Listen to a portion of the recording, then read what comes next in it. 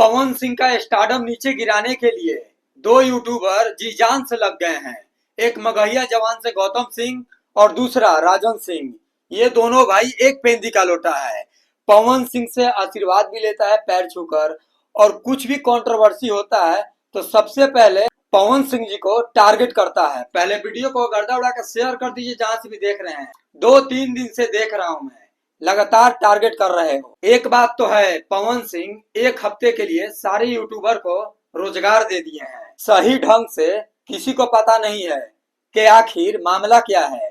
बस पवन सिंह को गलत ठहरा देना है और पवन सिंह के इवेंट में जाकर पैर छूकर आशीर्वाद भी लेना है। देखो भाई, हमको जहां गलत लगेगा वहां तो रोस्ट बनता है।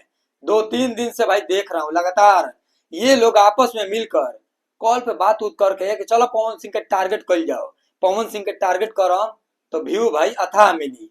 आप लोगों को जितना टारगेट करना है कर लो, पवन सिंह जी को जितना गलत ठहराना है ठहरा लो।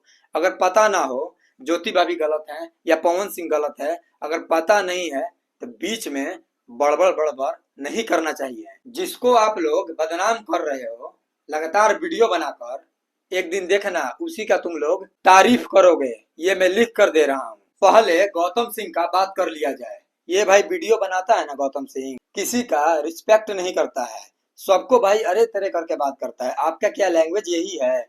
एक सुपरस्टार को अरे तरे करके बोलते हो, मतलब कि एक रूम में या बाहर जाके कुछ भी बना देना है। अगर वही शख्स आपके सामने आ गया ना, फिर आप तो जीजी करके बात करोगे। तो बस भाई मैं यही रिक्वेस्ट कर रहा हूँ, आप लोग बिना जाने बिना पहचाने किसी को डायरेक्ट टारगेट मत किया करो। बाकी चलिए मिलते हैं नेक्स्ट वीडियो में। अपना राय कमेंट सेक्शन में दीजिएगा। मैं चाहता तो बहुत गंदे तरीके से रोस्ट कर सकता था, लेकिन नहीं, तेरे में और मेरे में क्या अंतर आ जाएगा भाई।